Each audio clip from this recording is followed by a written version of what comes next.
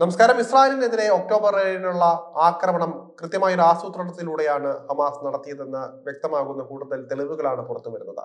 ഇതുമായി ബന്ധപ്പെട്ടുള്ള ഇന്റലിജൻസ് വിവരങ്ങൾ ഹമാസ് ചോർത്തിയത് ഇസ്രായേൽ സൈനികരുടെ സോഷ്യൽ മീഡിയ പോസ്റ്റുകളിൽ നിന്നാണെന്നാണ് കണ്ടെത്തിയിരിക്കുന്നത്. നഹാൽ ഓസ് ഇസ്രായേൽ സൈനിക താവളത്തെ കുറിച്ചുള്ള ഓൺലൈൻ പോസ്റ്റുകളാണ് ഹമാസിനെ സഹായിച്ചതെന്ന് ആഭ്യന്തര അന്വേഷണത്തിലാണ് തെളിഞ്ഞിരിക്കുന്നത്. ഇതോടെ സൈനികരുടെ സോഷ്യൽ മീഡിയ ഉപയോഗത്തിന് കർശന നിയന്ത്രണങ്ങൾ കൊണ്ടുവരാൻ ഇസ്രായേൽ ഡിഫൻസ് ഫോഴ്സസ് തീരുമാനിച്ചിരിക്കുകയാണ്.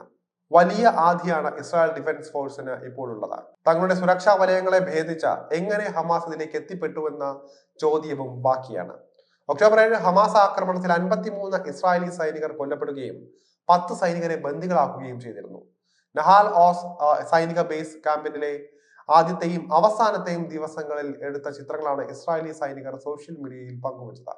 ഇതോടെ സുപ്രധാന ലൊക്കേഷനുകൾ മാപ്പ് ചെയ്യാനും നിരീക്ഷണ ക്യാമറകളും ജനറേറ്ററുകളും സേഫ് റൂമുകളും എവിടെയാണെന്ന് അറിയാനും സൈന്യത്തിന്റെ പട്രോൾ നീക്കങ്ങൾ മനസ്സിലാക്കാനും കൃത്യമായി ഹമാസിന് സാധിക്കുകയായിരുന്നു. തങ്ങൾ നഹാൽ ഓസ് ക്യാമ്പിന്റെ പരിശീലന മാതൃകകൾ നിർമ്മിച്ചിരുന്നതായി പിടിയിലായ ഫലസ്തീൻകാർ പിന്നീട് സമ്മതിച്ചിരുന്നു. സമാനമായ ഇന്റലിജൻസ് ചോർച്ച ഒഴിവാക്കാൻ സൈനിക താവളങ്ങളിൽ ഫോട്ടോഗ്രാഫി നിരോധിക്കാൻ IDFും തീരുമാനിച്ചു. നിയമലംഘനങ്ങൾക്ക് കർശന പിഴ ഈടാക്കുമെന്നും പ്രഖ്യാപിച്ചിരുന്നു. സുപ്രധാന പദവികളിൽ ഇരിക്കുന്ന ഉദ്യോഗസ്ഥർ ഫേസ്ബുക്ക് പോലുള്ള സോഷ്യൽ മീഡിയ പ്ലാറ്റ്ഫോമുകൾ ഉപയോഗിക്കുന്നതിൽ നിരോധനവും ഏർപ്പെടുത്തി.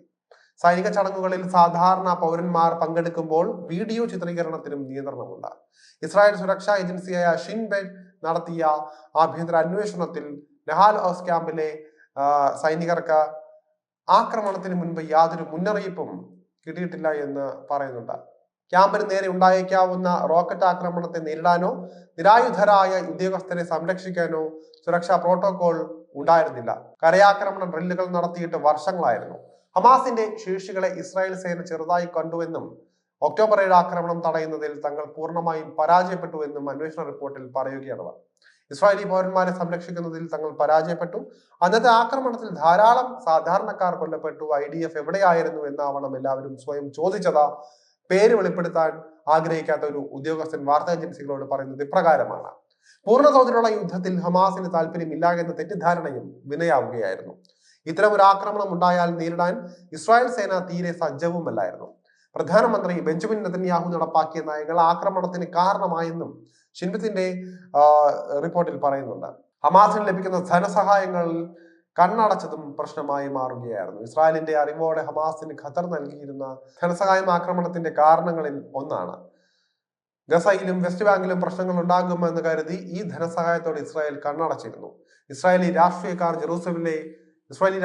ജെറൂസലേമിലെ അൽ അക്സ പള്ളിയിൽ നടത്തിയ സന്ദർശനവും ഫലസ്തീൻ തടവുകാരോടുള്ള സമീപനങ്ങളും ഹമാസ് ആക്രമണങ്ങളുടെ കാരണങ്ങളായി റിപ്പോർട്ടിലുണ്ട്. ഗാസയിലെ ഏജന്റുമാരുടെ റിക്രൂട്ട്മെന്റിലും പ്രവർത്തനത്തിലും വലിയ വിടവുകളുണ്ട് എന്നും ഷിൻബിറ്റ് കുറ്റപ്പെടുത്തുന്നുണ്ട്. ലെബനനിലെ ഹിസ്ബുള്ളയുടെ നീക്കങ്ങളിലും മറ്റുമാണ് ഇസ്രായേൽ സേന കൂടുതലായി ശ്രദ്ധിച്ചിരുന്നത്. ഹിസ്ബുള്ളയുടെയും ഇറാന്റെയും ഭീഷണികളെ കൂടുതൽ കാര്യമായി എടുത്തപ്പോൾ ഹമാസിന്റെ ഭീഷണി വിട്ടുപോയി എന്നതാണ് കുറ്റസമ്മതം.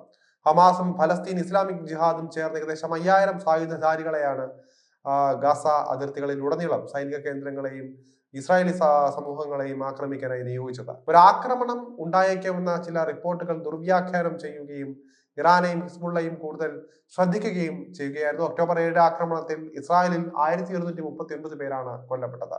തുടർന്നുണ്ടായ തിരിച്ചടിയിൽ ഗസയിൽ 48,000-ത്തിലധികം ഫലസ്തീൻകാരും കൊല്ലപ്പെടുകയായിരുന്നു. നെതന്യാഹു ഭരണകൂടത്തിന്റെയും രാജ്യത്തിന്റെയും പിടിപ്പുകേടിനെ കുറിച്ചുള്ള കൂടുതൽ ചോദ്യങ്ങൾ ഷിൻബിറ്റ് അന്വേഷണത്തിന് പിന്നാലെ ഉയർന്നേക്കാനും സാധ്യതയുണ്ട്.